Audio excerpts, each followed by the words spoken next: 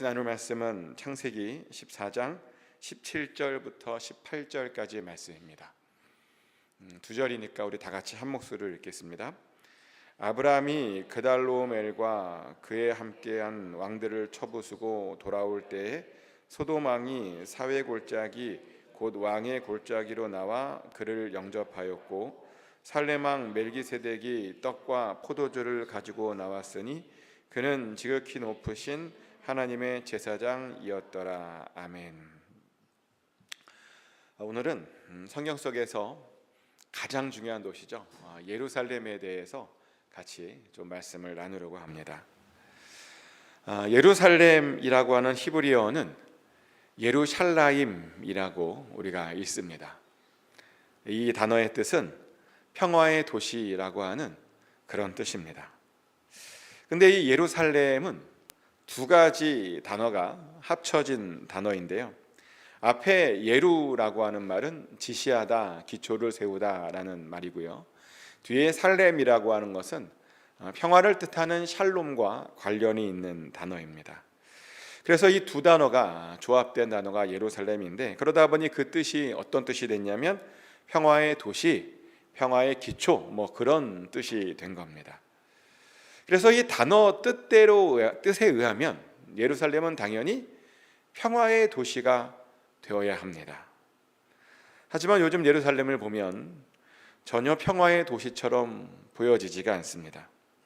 지금도 예루살렘을 포함한 팔레스타인은 전쟁이 계속되고 있고요, 이 전쟁은 사실 요즘만 일어난 것이 아니라 지난 2000년 동안 계속 그 예루살렘에 사실은 전쟁이 있음을 우리는 역사를 통해서 알 수 있습니다. 도대체 이 도시는 왜 그렇게 이름과 다르게 그런 전쟁이 계속되어진 것일까요? 왜냐하면요, 이곳은 사실 영적으로 굉장히 중요한 도시이기 때문이죠. 그래서 사탄도 이 도시를 점령하고 싶은 겁니다, 지금. 그러다 보니 그렇게 사탄과 하나님 사이에 전쟁이 계속되어진 것이죠. 실제로 이 도시는 창세기 때부터 아주 중요한 도시였습니다. 무려 이 도시 이름이요, 창세기 14장부터 나와요. 놀랍지 않습니까? 물론 창세기 14장에는 그곳의 이름이 정확하게 예루살렘으로 나오진 않고요, 그냥 살렘이라고만 나옵니다. 그리고 그곳의 왕을 우리가 멜기세덱이라고 알고 있죠.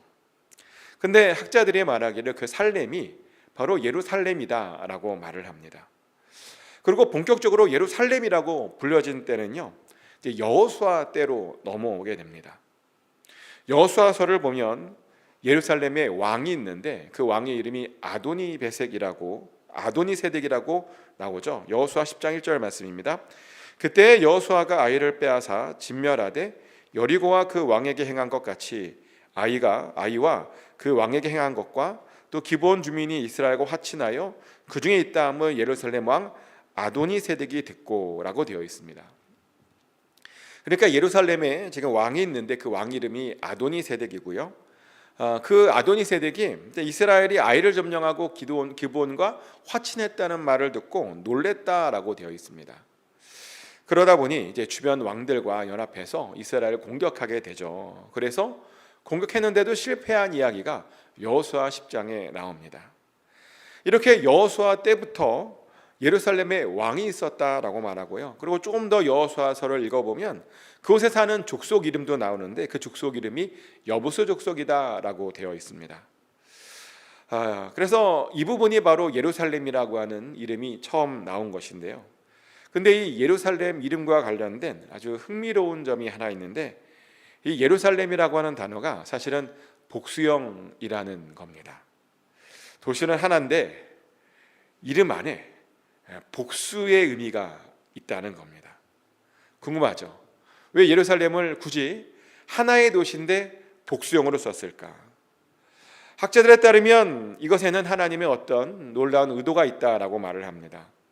그러면서 사실은 예루살렘이 두 개랍니다. 두 개. 어떻게 두 개냐면 이 땅에서의 예루살렘과 하늘에서의 예루살렘, 이렇게 두 개가 있답니다. 이것은 요한계시록에 나오는 하나의 말씀이죠. 요한계시록 3장 12절, 그 다음에 요한계시록 21장 2절, 요한계시록 21장 10절을 제가 연달아서 읽어드리겠습니다. 이기는 자는 내 하나님의 성전에 기둥이 되게 하리니 그가 결코 다시 나가지 아니하리라. 내가 하나님의 이름과 하나님의 성 곧 하늘에서 내 하나님께로부터 내려오는 새 예루살렘의 이름과 나의 새 이름을 그의 위에 기록하리라. 아멘. 요한계시록 21장 2절 말씀입니다. 또 내가 보매 거룩한 성 새 예루살렘이 하나님께로부터 하늘에서 내려오니 그 준비한 것이 신부가 남편을 위하여 단장한 것 같더라. 아멘. 요한계시록 21장 10절 말씀입니다. 성령으로 나를 데리고 크고 높은 산으로 올라가 하나님께로부터 하늘에서 내려오는 거룩한 성 예루살렘을 보이니. 아멘. 방금 읽어드린 말씀에 따르면 이 땅에도 예루살렘이 있는데 하늘에도 예루살렘이 있다라고 성경은 분명하게 이야기합니다. 그리고 하늘에 있는 예루살렘을 우리가 새 예루살렘이다라고 부르죠. 그리고 그 새 예루살렘은 나중에 예수님께서 다시 오실 때 예수님과 함께 내려올 것이다 라고 말하죠. 즉 예루살렘이라고 하는 이름은요, 이렇게 처음부터 하나님의 계획에 의해서 만들어진 그런 지명 이름이라는 겁니다. 이방인들이 그냥 아무 생각 없이 지은 이름이 아니라 하나님의 계획에 의해서 만들어진 이름이 바로 예루살렘이었다는 것이죠. 그러다 보니 이런 질문이 생기죠. 도대체 이 예루살렘이 뭐길래 하나님께서 그런 의도를 가지고 만드셨던 것일까? 예루살렘은 어떤 곳일까? 그래서 구글로 한번 검색해 봤어요. 그랬더니 구글에 보니까 예루살렘에 대한 대략적인 정보가 나오더라고요. 예루살렘은 해발 730m에서 830m 되는 굉장히 고원지대에 있는 도시고요. 면적은 대략 653평방킬로미터고 현재 인구는 대략 121명 정도 된다고 합니다. 그런데요, 우리가 일반적으로 말하는 예루살렘과 구글에서 나오는 예루살렘은 좀 틀려요. 우리가 일반적으로 성경에 나오는 예루살렘은 지금의 예루살렘이 아니라 예루살렘 지도를 보면 올드시티라고 나오는데 거기를 우리가 일반적으로 예루살렘이라고 말합니다. 한번 잠깐 지도를 볼까요? 그 좀 약간 보이시나요? 이렇게 좀 대충 강도 좀 있고 초록색으로 둘러싸인 부분 있잖아요. 요 안에 거의 사각형 비스무리하게 생긴 곳, 거기가 바로 우리가 말하는 올드시티 예루살렘입니다. 근데 지도를 가만히 보면 예루살렘 주변에 산이 3개가 있어요. 보이시나요? 글씨를 서쪽에는 시온산이 있고요, 동쪽에는 감람산이 있고요, 성 가운데 모리아산이 있습니다. 모리아산. 그러니까 산이 3개가 있는 곳이 예루살렘인데 덕분에 이 예루살렘은 천연의 요새였다라고 하죠. 얼마나 요새였냐면요, 이 성을 여호수아 때 점령하지 못하고 나중에 다윗이 왕이 되고 난 후에 점령할 정도로 이 성은 굉장한 요새였습니다. 그리고 아수르도요, 북이스라엘을 점령하고 남유대를 점령했는데 이 예루살렘을 점령하지 못해서 결국에는 포기를 하게 되는 그 정도로 아주 대단한 요새 예루살렘이었습니다. 굉장히 지리적으로 정말 좋은 위치에 있던 성이었다는 겁니다. 그런데요, 이 성을 둘러싸고 있는 이 산들에 굉장히 아주 중요한 의미가 있는데 서쪽 시온산에는 다윗성이 있습니다. 한번 그 다음, 이게 서쪽입니다. 서쪽에 시온산이 있습니다. 그래서 이제 이 예루살렘을 우리가 뭐라고 부르냐면 성경에 보면 예루살렘은 또 다른 이름으로 부르는데 시온산이라고 불러요. 예루살렘을. 이사야 10장 32절 말씀이죠. 아직 이날에 그가 노베서 쉬고 딸 시온산 곧 예루살렘 산을 향하여 그 손을 흔들리로다. 아멘. 방금 읽어드린 말씀에 따르면 시온산 곧 예루살렘 산이랍니다. 그 정도로 시온산은 예루살렘을 상징하는 그런 산이었습니다. 또 그럴 것이 이 시온산에는 어떤 무덤이 있냐면 다윗의 무덤이 있죠. 그리고 이 시온산에는 예수님께서 최후의 만찬을 가졌던 마가의 다락방이 바로 여기에 있습니다. 그 말은 부활 이후에 예수님께서 처음으로 제자를 찾아간 곳이 바로 여기에 있다는 말이고요, 또 오순절 성령이 임했던 곳이 바로 여기라고 하는 그런 뜻입니다. 또 이 시온산에는 뭐도 있냐면 베드로의 통곡 교회도 있는데 바로 그곳에서 베드로가 예수님을 3번 부인하고 울었던 곳이 바로 이 시온산에 있습니다. 그리고 동쪽으로 가보면 동쪽에는 이제 감람산이 있습니다. 감람산. 이 감람산에는 그 유명한 겟세마네 동산이 있죠. 예수님께서 잡히시기 직전에 기도하셨던 것이 바로 감람산인데요.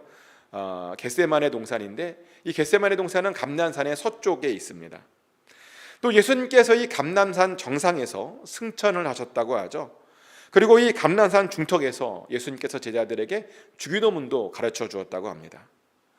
그리고 이 감람산에 가면요 눈물교회라고 하는 것이 있는데 누가복음 19장에 보면 예수님께서 감람산을 오르시다가 이제 예루살렘을 바라보시면서 우시는 장면이 나와요. 거기서 왜 우셨냐면 예루살렘 성이 이제 얼마 있다가 멸망할 거거든요. 그리고 많은 백성들이 고난당할 것이기 때문에 그것이 너무나 슬퍼서 감람산을 올라가시다 말고 우셨다라고 하는, 그래서 그것을 기념하는 눈물교회가 바로 여기에 있습니다. 또 예루살렘 한가운데는요 모리아산도 있습니다. 그리고 이 모리아산에 우리가 알고 있는 솔로몬의 성전이 있었죠. 현재 그 모리아산에는 이슬람의 황금동 사원이 있습니다. 그래서 우리가 일반적으로 예루살렘 사진을 이렇게 도시 전경 사진을 보면 황금색 돔을 보게 되잖아요. 바로 이제 그 황금색 돔이 바로 모리아산입니다. 또 예루살렘 주변으로는 2개의 중요한 골짜기가 있는데요. 시온산 바로 밑에 있는 골짜기가 흰놈의 골짜기, 흰놈의 계곡이라고도 하고, 시온산 바로 밑에 있는 게 흰놈의 골짜기고, 또 그 다른 골짜기가 있죠. 기드온 골짜기도 예루살렘 성 오른쪽에 보면 있습니다. 왜 흰놈의 골짜기가 중요한가? 이 흰놈의 골짜기는 일반적으로 우리가 죽음의 골짜기라고 부르는데요. 왜냐하면 거기에서 많은 이스라엘 백성들이 죽임을 당했기 때문인데, 이것은 하나님께서 그렇게 명령하셨죠. 예레미야 19장 6절 말씀입니다. 그러므로 보라, 다시는 이곳을 도벳이나 흰놈의 아들의 골짜기라 부르지 아니하고 오직 죽임의 골짜기라 부르는 날이 이를 것이라 여호와의 말이니라. 아멘. 하나님께서 말씀하시길 그 예루살렘 남쪽에 있는 서남 쪽에 있는 그 흰놈의 골짜기를 흰놈의 골짜기로 부르지 않고 앞으로 죽음의 골짜기라고 부를 것이랍니다. 왜 그렇게 부르냐면 이스라엘이 이제 바알의 산당과 몰렉의 신당을 만들어서 자신의 아이들을 우상을 향해서 번제로 드리는 일이 있었거든요. 그래서 이제 그것을 심판하기 위해서 그 골짜기에서 우상 숭배들을 다 죽이겠다라고 말씀하신 겁니다. 그리고 실제로 하나님께서 거기에서 많은 우상 숭배자들을 죽였죠. 그래서 이제 현재까지도 이스라엘 사람들은, 유대인들은 그 골짜기를, 이 흰놈의 골짜기를 저주받은 골짜기다라고 그렇게 부르고 있습니다. 또 감람산과 아까 모리아산 그 사이에 있었던 기드온 골짜기도 굉장히 중요한 골짜기였는데요. 이 골짜기에는 물이 흘러요. 물이 흐릅니다. 그래서 성경에는 기드온 골짜기라고도 하고 또는 기드온 시내라고도 나와 있습니다. 근데 이 기드온 시내는 우상과 관련된 물건들을 가져다가 이제 태우는 곳으로 많이 사용되었는데, 실제로 아사 왕은 자기 어머니가 만든 우상들을 이곳에서 파괴하고 불살랐다라고 되어 있죠. 열왕기상 15장 13절 말씀입니다. 또 그의 어머니 마아가가 혐오스러운 아세라상을 만들었으므로 태우의 위를 패하고 그 우상을 찍어 기드론 시냇가에서 불살랐으나라고 되어 있습니다. 아사왕이, 그러니까 어머니가 만든 우상이 있는데 그것을 찍어서 이 기드론 시냇가에서 불태웠다라는 거죠. 또 요시야 왕도요, 종교개혁을 하면서 우상 숭배를 금지하면서 성전 안에 있었던 우상들과 관련된 물건들을 바로 이곳에서 불태웠다라고 성경은 말하고 있습니다. 그래서 이 기드론 골짜기는요, 정화를 상징하는 그런 곳입니다. 또 이 기드론 골짜기 주변에는 무덤이 있어요. 그 지도 보면 Tomb of the Prophet이라고 되어 있죠. 유대인들의 묘지라고 알려져 있는데, 그래서 전통적으로 메시아가 다시 오면 죽은 자들이 이 무덤에서 제일 먼저 부활할 것이다라고 알려져 있죠. 첫 번째 부활이 일어나는 것으로 알려져 있는 그런 무덤입니다. 또 예루살렘 성의 동남쪽에 보면 기온 샘물이 있죠. 보이십니까? 기온 샘물 찾으셨어요? 기온 샘물. 예. 이 기온샘에서 솔로몬이 지그시글했었죠. 다윗이 이제 솔로몬을 왕으로 세우기 위해서 그를 기온샘으로 보내서 거기에서 기름 부음을 받게 해 주었습니다. 그래서 굉장히 중요한 성읍인데, 이 기온샘이 또 다른 의미에서 중요한 이유는 뭐냐면, 히스기야 왕이 나중에 이 기온샘물의 물을 예루살렘 성 안쪽으로 끌고 오는 일이 있죠. 아수르를 피해서 샘물을 연결했다는 겁니다. 그래서 그 연결한 터널을 우리가 히스기야 터널이라고 알고 있죠. 되게 유명하지 않습니까? 히스기야 터널. 아수르의 침공을 위해서 예루살렘 성에 물을 확보하기 위해서 히스기야가 터널을 낸 겁니다. 실제로 그런 기록이 열왕기하 20장 20절에 나옵니다.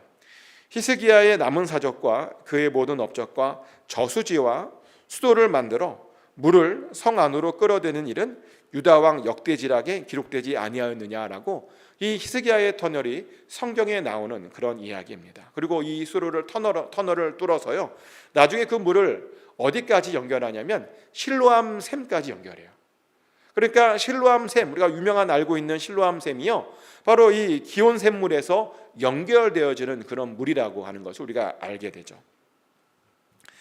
그런데 이 예루살렘은 지리적으로 사실은 굉장히 중요한 도시이기도 했는데, 왜냐하면 예루살렘은 지중해와 사해 딱 가운데에 위치한 그런 곳이었고요. 서쪽으로 40마일 정도 가면 지중해가 나오고 30마일 정도 가면 이제 사해가 나오는 거의 가운데에 있는 그런 도시고요. 또 북쪽으로 가면 갈릴리가 나오고 남쪽으로 가면 네게브 사막에 나오다 보니까 굉장히 교차점에 있는 아주 교통의 요충지이기도 합니다. 그래서 이제 이 예루살렘은 고대의 상업과 종교의 중심지로서 굉장히 중요한 역할을 했고요. 또 마침 기후도 굉장히 좋았어요. 예루살렘은 지중해성 기후라고 알려져 있죠. 여름에는 덥고 건조하고, 근데 겨울에는 굉장히 온화하고, 이곳 캘리포니아와 굉장히 비슷한 그런 기후를 갖고 있는 것이 바로 예루살렘이라고 알려져 있습니다. 근데 사실 이 예루살렘이 중요한 이유는 따로 있는데요. 바로 이 예루살렘에서 멜기세덱과 아브라함의 만남이 있었기 때문이죠. 아까도 말씀드렸다시피 멜기세덱은 아브라함 당시에 예루살렘의 왕이었습니다. 그런데 아브라함이 조카 롯이 끌려갔다라고 하는 소식을 듣고 자신의 군대를 데리고 이제 조카 롯을 찾으러 가죠. 그리고 정말 극적으로 조카를 구해내서 이제 돌아오게 되는데, 근데 돌아올 때 소돔 왕이 샤웨 골짜기에서 아브라함을 영접했다라는 그런 기록이 나옵니다.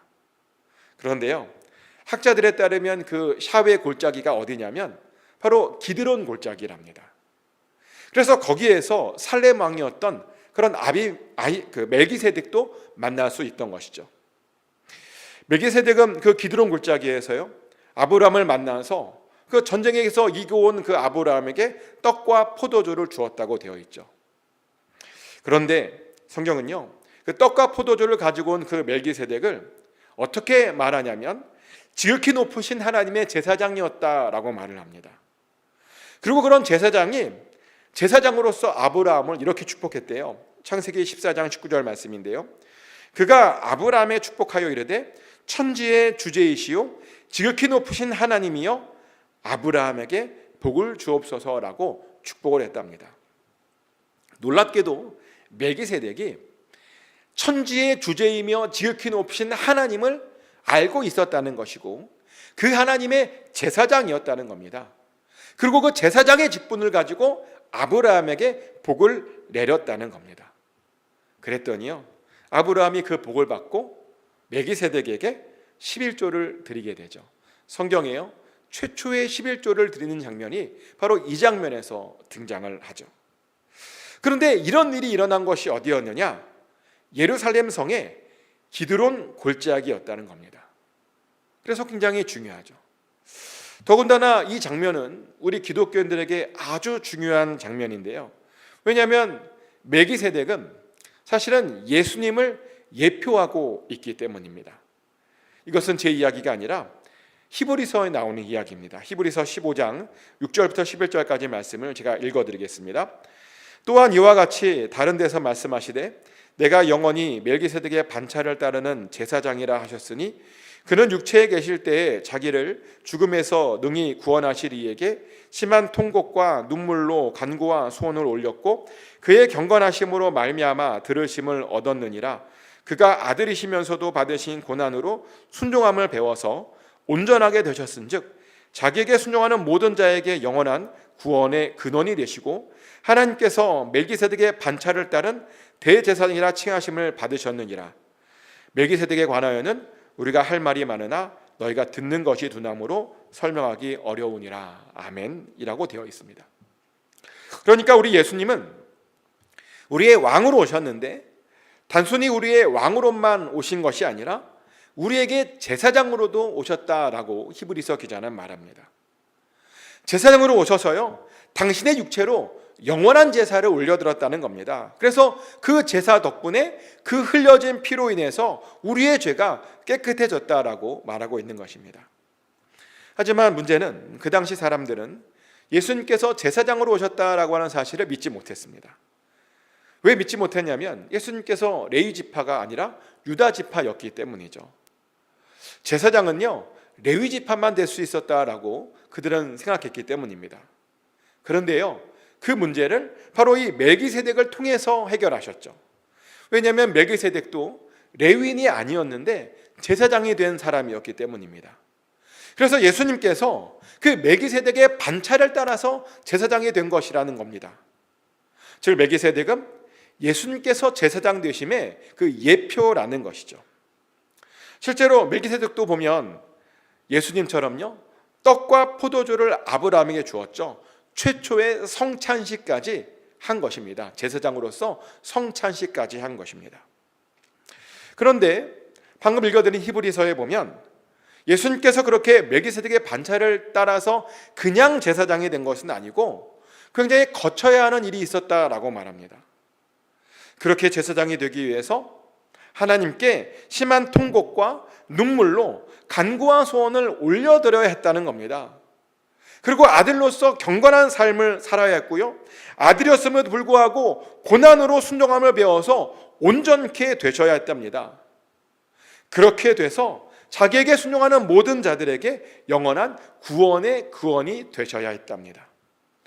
이렇게 했더니 예수님께서 그 멜기세덱의 반차를 따라서 대제사장이 된 것입니다. 근데 이 말을 뒤집어 보면 어떤 말이 되냐면 사실 멜기세덱도 그런 삶을 살았다는 것이죠. 성경에 나오지 않지만 멜기세덱도 하나님께 심한 통곡과 눈물로 간구와 소원을 올려드렸다는 말이고요, 경건한 삶을 살았다는 말이고 그 고난을 통해서 온전하게 되었다는 말입니다.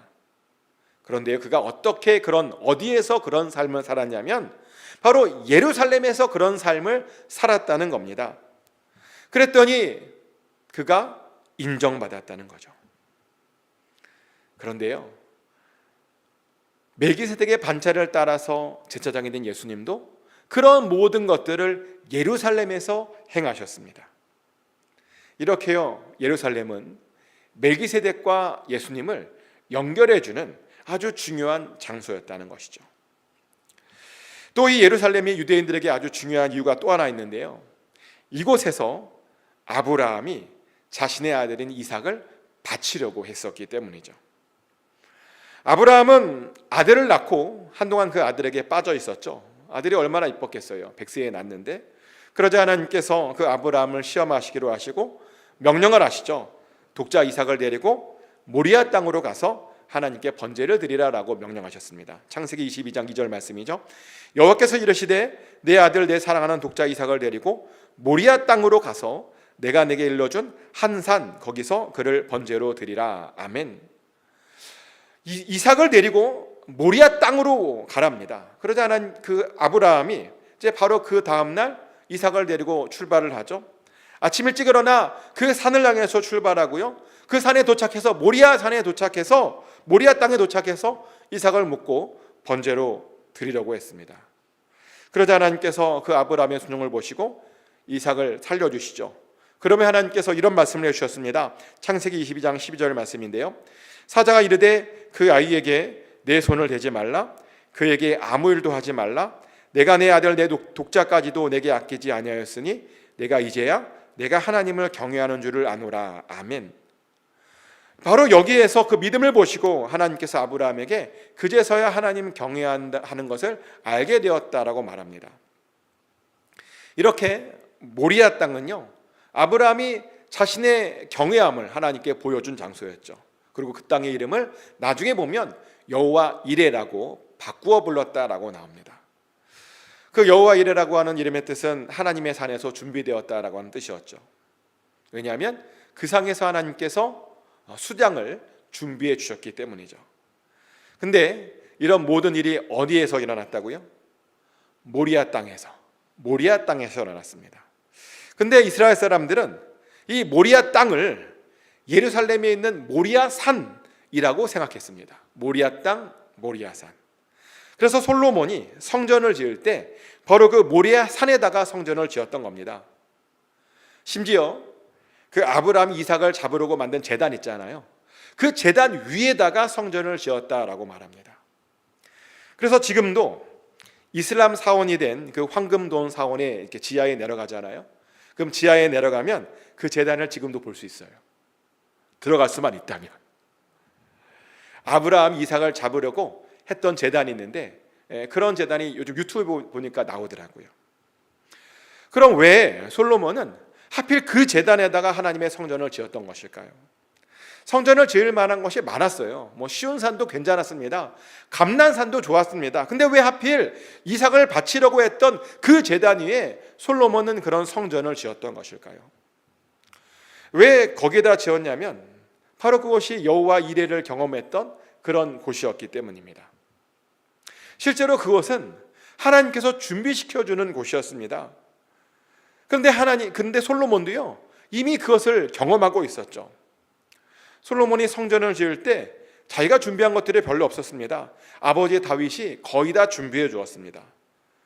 그래서 솔로몬은 그냥 짓기만 하면 되었죠. 그러다 보니 사실 솔로몬도 성전을 지으면서 여호와 이레의 하나님을 경험했던 겁니다. 그래서 그것을 기념하기 위해서 그곳에 성전을 지었던 것이죠. 그리고 또 그곳에다가 성전을 지었던 이유는 그곳은 이미 하나님의 제단이 있는 곳이었기 때문입니다. 즉 하나님의 임재가 있는 곳이었기 때문입니다. 그러다 보니 그것을 나름 기념하고 또 자신도 그런 하나님의 임재를 경험하고 싶었기 때문입니다. 그래서 그곳에다가 그 모리아 산에다가 그 성전을 지었던 것이죠. 그런데요, 이 예루살렘과 관련해서 아주 놀라운 주장이 또 하나 있습니다. 어떤 주장이냐면 어떤 사람들은 창세기 2장에 나오는 에덴 동산이 바로 이 예루살렘에 있었다라고 주장합니다. 혹시 들어보셨어요, 이 얘기? 예루살렘이 에덴 동산이었다? 못 들어보셨죠? 왜 그러냐 그랬더니 기온샘이 증거래요. 기온샘이. 제가 조금 전에 예루살렘에 기온샘이 있다 그랬죠. 기온샘. 근데 창세기 2장에 보면 에덴 동산에서 기온강이 시작한다라고 이렇게 말합니다. 창세기 2장 10절부터 14절까지 말씀인데요. 강이 에덴에서 흘러나와 동산을 적시고 거기서부터 갈라져 네 근원이 되었으니 첫째 이름은 비손이라 금이 있는 하일라 온 땅을 둘렀으며 그 땅의 금은 순금이요 그곳에는 베델리엄과 호마노도 있으며 둘째 강의 이름은 기온이라 구스 온 땅을 둘렀고 셋째 강의 이름은 히데겔이라 아수르 동쪽으로 흘렀으며 넷째 강은 유브라데더라. 아멘. 방금 읽어드린 말씀에 보면 에덴 동산에 네 개의 강이 나오는데요. 첫째 강은 비손강이고 두 번째 강은 기온강이고 셋째 강은 히데겔이고 넷째 강은 유브라데라고 되어 있습니다. 그런데 예루살렘에 어떤 강이 있다고요? 어떤 샘이 있다고요? 기온샘. 기온샘이 있다 보니까 사람들은 여기가 바로 에덴 동산이었어 라고 말을 합니다. 근데 문제가 뭐냐면 예루살렘에 기온샘만 있어요. 다른 강들은 없어요. 비손강, 히데겔, 유브라데가 없어요. 그래서 대부분의 학자들은 에덴 동산이 거기가 아니라 유프라테스 강이나 티그리스 강이 있는 그런 곳에 있었을 것이다 라고 말을 하기도 하죠. 그럼 이제 궁금한 건 뭐냐면 왜 이렇게 분명히 틀린데 왜 어떤 사람들은 예루살렘에 거기가 바로 에덴 동산이라고 이렇게 주장하고 이렇게 믿고 싶어 하는 것일까요? 이유가 있습니다. 왜냐하면요, 사실 에덴 동산과 예루살렘에 관계가 있기 때문입니다. 에스겔 47장과 요한계시록 22장을 보면 성전에서 나오는 물이 주변을 살린다라고 하는 그런 장면이 나오죠. 그리고 그 주변이 살려져서 만들어진 곳을 새 예루살렘이라고 말을 합니다. 그런데 그 새 예루살렘의 모습을 가만히 보면요, 놀랍게도 에덴 동산의 모습과 굉장히 똑같습니다. 즉 새 예루살렘이요 에덴 동산이라는 겁니다. 그래서 사람들이 에덴 동산이 원래는 그냥 예루살렘이었을 것이라고 그렇게 생각했던 것이죠. 왜냐하면 새 예루살렘이 에덴 동산이기 때문에. 이런 이야기가요 무려 탈무드에 나와요. 탈무드에 따르면 하나님께서 아담을 창조하셨을 때 그 사용하신 흙이 바로 이 모리아 산에서 나온 것이다 라는 그런 기록이 나옵니다. 예루살렘 성에 모리아 산이 있다 그랬잖아요. 거기 흙으로 아담을 만든 것이랍니다. 그러다 보니 어떤 사람들은 에덴 동산이 예루살렘에 있지 않았냐라고 주장했던 겁니다. 근데요, 사실 에덴 동산이 어디에 있었는지가 사실은 중요한 것은 아니죠. 사실 뭐가 중요하겠어요? 어디에 있는 게 뭐가 중요하겠습니까? 중요한 게 뭐냐면요, 내가 그 예루살렘에 들어갈 수 있느냐가 사실 더 중요한 겁니다. 내가 그 예루살렘 성, 새 예루살렘에 들어가서 새 삶을 누릴 수 있느냐가 사실은 가장 중요한 겁니다. 그것이 바로 우리가 예루살렘을 배우는 아주 중요한 목표입니다. 사실 그것 외에 뭐가 더 중요하겠습니까? 그러면 우리는 이 새 예루살렘 성에 어떻게 해야 들어갈 수 있을까요? 어떻게 해야 그 예루살렘 성에 들어갈 수 있을까요? 성경은 그 성에 들어가는 자들에 대해서 이렇게 말하고 있습니다. 요한계시록 21장 23절부터 27절까지 말씀인데요, 그 성은 해나 달의 비침이 쓸데없으니 이는 하나님의 영광이 비치고 어린 양이 그 등불이 되심이라. 만국이 그 빛 가운데로 다니고 땅의 왕들이 자기 영광을 가지고 그리로 들어가리라. 낮에 성문들을 도무지 닫지 아니하리니 거기에는 밤이 없음이라. 사람들이 만국의 영광과 존귀를 가지고 그리로 들어가겠고 무엇이든지 속된 것이나 가증한 일 또는 거짓말하는 자는 결코 그리로 들어가지 못하되 오직 어린 양의 생명책에 기록된 자들만 들어가리라. 아멘. 새 예루살렘의 특징이 있는데 해와 달의 비침이 쓸데가 없다라고 말합니다. 왜냐하면 그곳에는 항상 하나님의 영광이 있고 어린 양이 등불이 되어 주시기 때문이랍니다. 그래서 밤이 없기 때문에 그 성문은 항상 열려 있답니다. 그래서 사람들이 영광과 존귀를 가지고 그 성문에 들어갈 수 있는데, 문제는 아무나 들어가는 것은 아니고 그 성에 들어갈 수 있는 사람들과 못 들어가는 사람들이 있다라고 말합니다. 근데 어떤 사람들이 못 들어가는가? 무엇인지 속된 것이나 가증한 일 또는 거짓말하는 자는 결코 그리로 들어가지 못한답니다. 오직 어린 양의 생명책에 기록된 자들만 그 성에 들어갈 수 있다는 겁니다. 무슨 말이냐면요, 모든 사단과의 전쟁에서 이겨서 그 생명책 안에 기록된 자들만이 그 성에, 그 예루살렘에 들어갈 수 있다는 그런 말입니다. 그래서 우리는 우리의 이름이 생명창의 책에 들어갈 수 있도록 해야 됩니다. 그리고 그러기 위해서는 이기셔야 됩니다. 우리 주변에는 수없이 많은 유혹과 사탄의 그런 이간질이 많습니다. 사탄의 유혹들이 얼마나 많은지 모릅니다. 그런데요, 이기셔야 됩니다. 이기셔야 그 생명책에 우리의 이름이 기록될 수 있습니다. 어떠한 고난에서도, 어떠한 어려움에서도 승리해야 그곳에 우리의 이름이 기록되어 줄 수 있다는 겁니다. 그리고 그래야 예루살렘에 들어갈 수 있다는 것이죠. 축복하는 것은 꼭 사단과의 전쟁에서 이기셔서 그 예루살렘 성에 들어가시기를 축복합니다. 그래서 정말 예수님과 함께 그 성 안에서 영원히 평생을 살 수 있게 되시기를 예수 그리스도 이름으로 축복합니다. 기도합니다. 하나님, 오늘 우리가 예루살렘 성에 대해서 같이 나눴습니다. 예루살렘의 역사와 또 위치와 지리들과 또 앞으로 오게 될 새 예루살렘 성회에 대해서도 나눴습니다. 우리가 나중에 그 새 예루살렘 성에 꼭 들어가기를 원합니다. 이기는 자가 들어갈 수 있다고 하였고 우리의 이름이 생명책에 기록되어 있어야 들어갈 수 있다고 하였는데 반드시 이기게 하여 주시고 그래서 마침내 우리의 이름이 생명책에 잘 기록되어져서 그곳에 꼭 들어갈 수 있도록 아버지 우리에게 은혜를 베풀어 주시옵소서. 우리 힘으로 할 수 없습니다. 우리 의지로 할 수 없습니다. 우리의 능력으로 할 수 없습니다. 하나님께서 은혜 베풀어 주셔야 합니다.